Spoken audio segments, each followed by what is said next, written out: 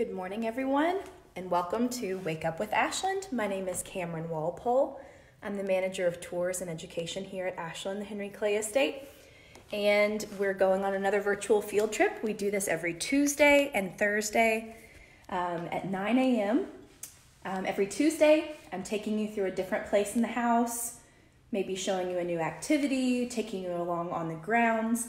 And then every Thursday, my colleague Eric Brooks, the curator here at Ashland, is pulling out an exciting artifact from the collection that doesn't get seen by the public that often. And he has a really cool one for you this week. So I'm not going to tell you too much. You'll find out tomorrow and you can ask some questions, but it's a really interesting artifact. So check out Artifact Adventures every Thursday as well. While we are kind of waiting for people to get to join us, if you would go ahead and go to the comment section and let us know where you're watching from. And then throughout the tour, if you have any questions at all, pop them in the comment section. I'll do my best to answer them. And if I cannot answer them, no worries. I have a colleague at home, Kate Heil, who is going to be able to answer questions. I think our curator, Eric Brooks, is probably online as well, so he'll probably be able to answer them. And if we can't find the answers, we will look them up later and let you know. So today we are in the Henry Clay bedroom, and we're going to be talking about the vices of Henry Clay. Henry Clay was a man who he enjoyed the worldly things in life. So we're going to be talking about drinking, dueling, and gambling today. I also just want to remind you that our series Wake Up with Ashland is sponsored by the Dupree Mutual Fund, so we thank them for their sponsorship so that we can bring this to you every Tuesday and Thursday. It looks like we have Jessica Ruddy, who's a high school teacher from Shelbyville. Well, welcome, Jessica. I'm glad that you're here. Hopefully you'll share this with your students, and we'll do our best to make this accessible to your kids. Let's see, we've got Diana Drabaugh from Versailles. Well, hello, Diana. I'm glad that you all are joining us. And yeah, if you have any questions throughout the tour, go ahead and pop them in the comment section and we'll do our best to answer them. So again, today we're in the Henry Clay bedroom and we're going to be talking about the vices of Henry Clay. So I'm going to go ahead and turn the camera away from me and show you the Henry Clay bedroom. We're going to be doing something pretty special today, and it's something that you can't do on a normal tour of Ashland, but we wanted to kind of offer you a little special treat. We're going to go behind the rope. So when we give tours here at Ashland, obviously we have a rope here to keep our collection safe. The collection here at Ashland is pretty incredible. We have about 85% of the artifacts that either belong to Henry Clay or his descendants. So we want to do our best to maintain that collection so that people can learn about Henry Clay and his family for generations to come. Hello, Shirley Hightower from Alabama. Nice to have you watching, Shirley. So again, we're here in the bedroom. For those of you all who are just joining us, we're going to be talking about the vices of Henry Clay. I'll give you just a little view of the room. Henry Clay, I'm going to actually go ahead and start with this interesting political cartoon, which we still have political cartoons today, right? And they do the same thing that they did then. They show us maybe a little bit of a caricature of a politician, and they offer a criticism, but it's a funny one, right? So let's see what the public is saying about Henry Clay. You can see Henry Clay right here, and what do you notice about him? Well, hello, Stephanie from Knoxville. Good morning. You notice that Henry Clay has the devil on his shoulder, right? He's got the devil whispering to him. It says, "That's right, Harry. I take a good cover. We have all the talents on our side." So he's talking about Frelinghuysen right here, who's Henry Clay's running mate, who's wearing a robe. He's a judge. And he's reading his Bible. He's the president of a Bible society. So what's this saying? He's hiding behind and using Frelinghuysen as his shield. Well, Henry Clay is very immoral, of course, and he's using his very religious running mate to kind of cover up his sins. Because what's he shielding them from? The crowd. The crowd is hurling insults at Henry Clay. They're on rocks and sticks, and what do they say? Gambling, dueling, swearing, drink.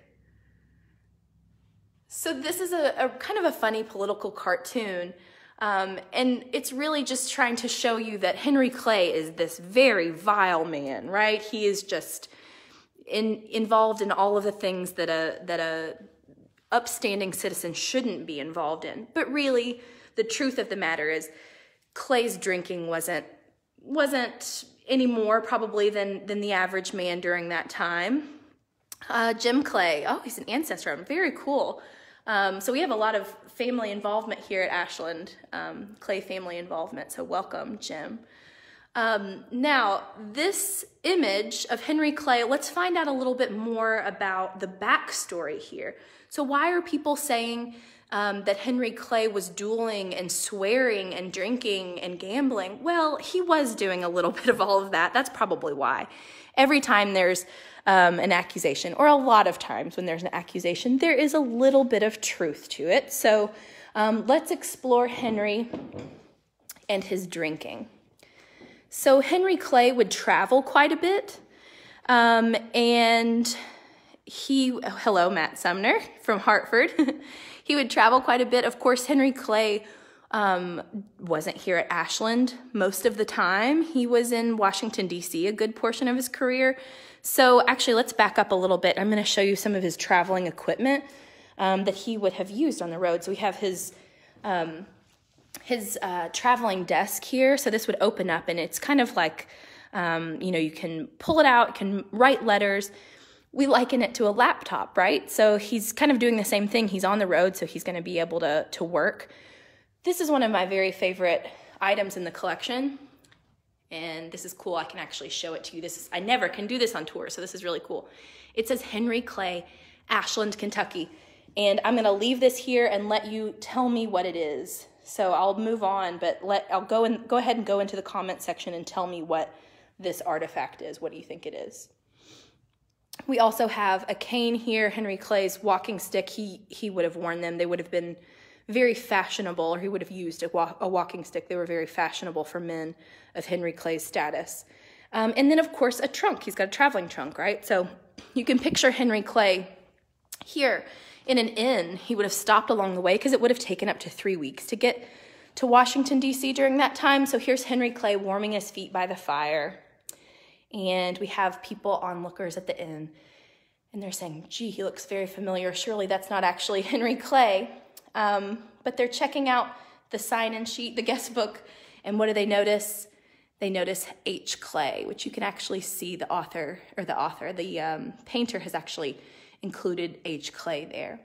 Okay, so Jessica, ready, you have that right. It is a hat box. So you can actually picture what Henry Clay's hat, he's got this stovetop hat, what it was stored in. And you can see, after I'm sure a lot of use, there would have been a handle right there that's now missing. But just a really kind of interesting artifact. Now, 3 weeks of travel, Henry Clay wasn't going to go without drink, right? So Henry Clay would also take along with him his traveling liquor set, which is kind of difficult to see because there's a little bit of a glare. But you can actually see that the little glasses and the decanters have places for them to go so that if it's rattling in the carriage, because of course Henry Clay was traveling on rough roads in horse-drawn coaches, that nothing would spill, nothing would break. So they've got little places for each of the glasses. Ed Heflin, hello Ed, watching from Beaver Dam, welcome. So for those of you who are just joining us, we're talking about the vices of Henry Clay. And the first vice that Henry Clay had that we're going to talk about is drinking. So when he was traveling to Washington, D.C., he would take along his traveling liquor set. Henry Clay enjoyed bourbon. There's these rumors that he shipped barrels of Kentucky bourbon to lubricate the wheels of government. There are also rumors that he introduced the mint julep to the Willard Hotel in Washington, D.C. But Henry Clay's main drink was Madeira wine. So he was somebody who definitely enjoyed that. Hello, Gina from Villa Park, Illinois. Nice to have you joining us today. We've got somebody watching from Maryland at her grandmother's house on Sycamore Road. Very cool. So Ashland is actually on a Sycamore Road here in Lexington. Okay, that covers Henry Clay's first habit, his drinking. He was not known terribly as a wild drinker, but there are stories of him, having a little bit too much to drink and getting up on the table to celebrate when he was at a party. So there are those stories out there for sure. Hello, Gaynell Warren. That's my granny, everybody. She's watching from Greenville, Kentucky. And we have Angela watching from Richmond. Welcome to you both. Okay, so we have Henry Clay the drinker. Now, what about Henry Clay the gambler? Henry Clay was known to gamble on just about everything that he could. He gained quite a reputation as someone who would play cards, but bet on. We were going to talk about horses next week because we would have had the Derby coming up. So we'll talk a little bit about horse racing. But he gained a reputation, and someone once asked his wife Lucretia, who has a terrible glare on her, I'm sorry, asked Lucretia, "Don't you mind that your husband gambles so much?" And she said, "Oh, I don't know. Mr. Clay usually wins." So this is kind of an interesting thing. She's having to kind of defend him, pretty regularly. But as our curator says, usually is not always. So Henry Clay did not always win. In fact, he lost a great deal of money at different points, and he lost objects too. So I'm going to show you these incredible candelabra that you see here, and there's another one right over here. So I'll get close to it so you can kind of see it. He actually lost these candelabra in a card match, and later generations of the family whom he lost it to eventually donated them back to Ashland so that we could help tell this story. So these candelabra that you see here, you can really think about Henry Clay losing them in a card match. Now let's transition a little bit more. We're still going to talk about gambling, but I'm going to turn and tell you a little bit of a backstory here. Henry Clay was a war hawk for the War of 1812. He wanted us to go to war, but he also was on the committee that signed the peace treaty committee, and to end the War of 1812. He was there with John Quincy Adams, who's known as, very practical, and, he's not going to go out drinking. Well, Henry Clay actually used his drinking and his gambling as a tool when he was in Ghent, Belgium. He knew he could learn about his opponents, the British, learn about when they were bluffing and if they could call his bluff. So he used it as a tool. But while John Quincy Adams was just getting out in the morning, getting ready for the day, ready to go and work on these negotiations, Henry Clay would just be coming in from the night before. So Henry Clay did gain a reputation when he was there for the signing of the Treaty of Ghent that ended the War of 1812. So we have Martha Fritz joining us from Fleming County. And Nancy Harper says, speaking of drinking, is there a specific mint julep recipe that he liked? Asking for a friend. Okay, I'm going to turn that over to my colleagues who are watching from home, because I don't know if he had a specific recipe or not, but maybe my colleagues who are watching at home will know. Now, while Henry Clay was in Ghent, Belgium, in addition to the stories that we know, we also know that he won the Flemish still life painting of the flowers that you see there. So he won those in a card match. So he didn't come home empty-handed. He ended the war. He came home with this beautiful Flemish still life painting that hangs in the Clay bedroom now. We have Rhonda saying that she's going to come to Ashland when it's open again. Well, we will welcome you with open arms. Well, maybe at a distance, Rhonda, when we open back up again. We cannot wait to have visitors here. But in the meantime, we're showing you some interesting artifacts up close. It's something that we really never have the opportunity to do. We can't show you all of these artifacts up close. This bed is the bed that Henry and Lucretia shared here at Ashland. People always say that it looks short, but I think it's an optical illusion because Henry Clay would have fit in there. Henry Clay was 6'1". Okay, now Henry Clay, what's this last? vice here, dueling, right? So Henry Clay was involved in a couple of duels. So I'm actually going to show you Henry Clay's 1797 dueling pistols. Let's see if we can get a good shot of it without the glare. His 1797 dueling pistols. How cool are these? These are one of probably the most popular artifacts that we have in the house. Everybody likes to see the dueling pistols. Partially because this is something that we don't practice, fortunately, anymore, right? We don't do dueling anymore. We don't allow it. Well, it actually wasn't allowed in Kentucky at the time, but Henry Clay was still involved in 2 duels.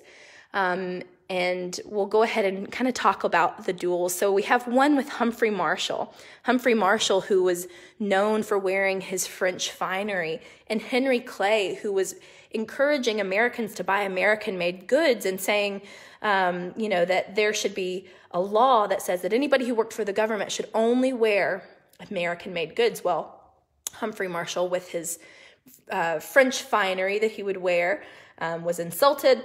Words were exchanged, and Henry Clay challenged Humphrey Marshall to a duel, but no one was hurt in that duel. But Henry Clay was involved in another duel 17 years later, in 1826. It was actually April 8th, so this month in 1826.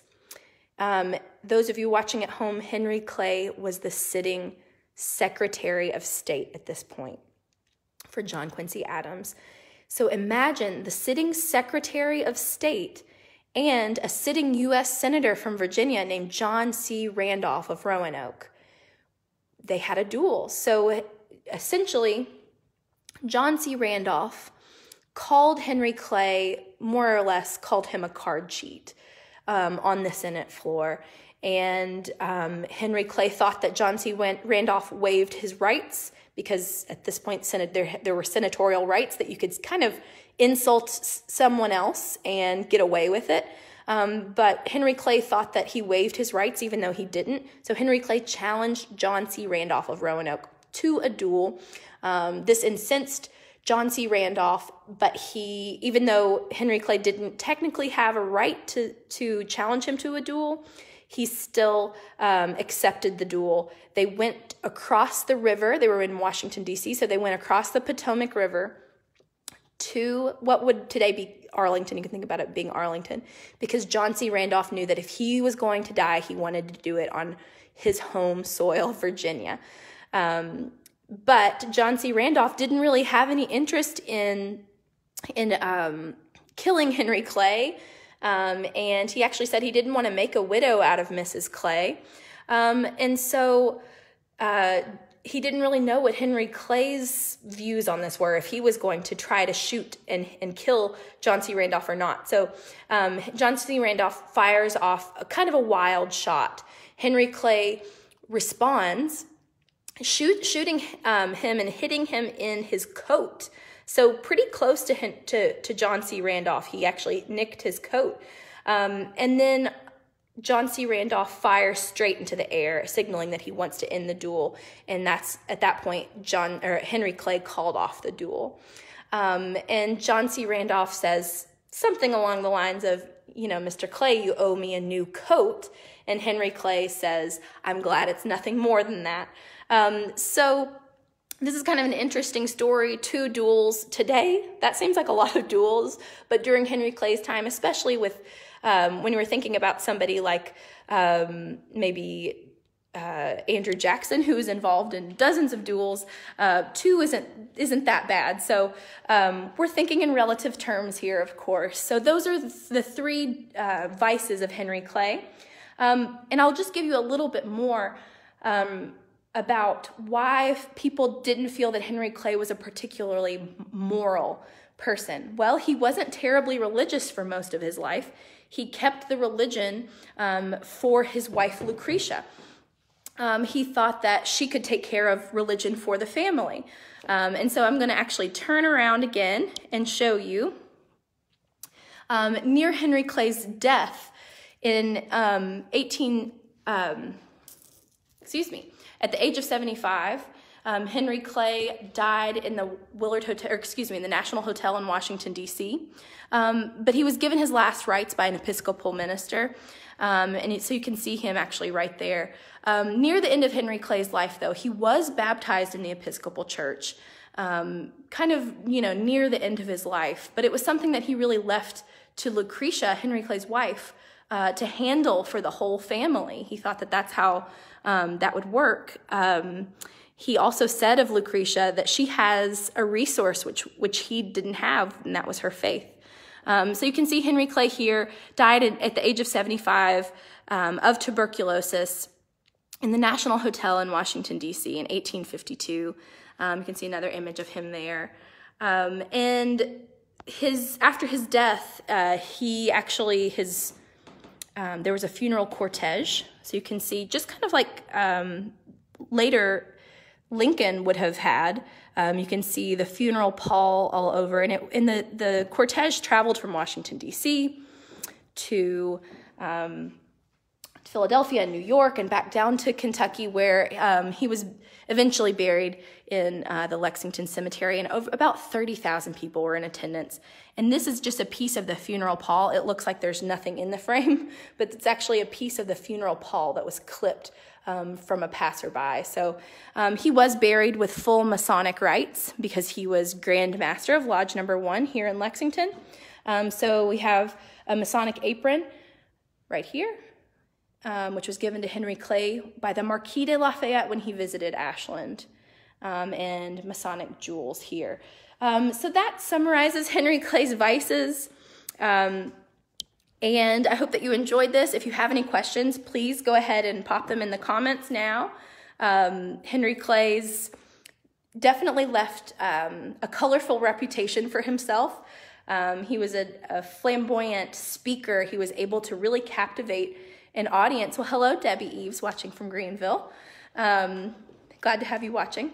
He could captivate an audience. He knew how to work with his opponents. He might do that over a game of cards. He might do that over a drink. But Henry Clay was certainly a colorful figure in not only Kentucky history, but American history. So if you have any questions, go ahead and pop them in the comments. Otherwise, I'm going to turn the camera back around and just give you a little bit more of this room before we turn off. Be sure again to tune in on Thursday.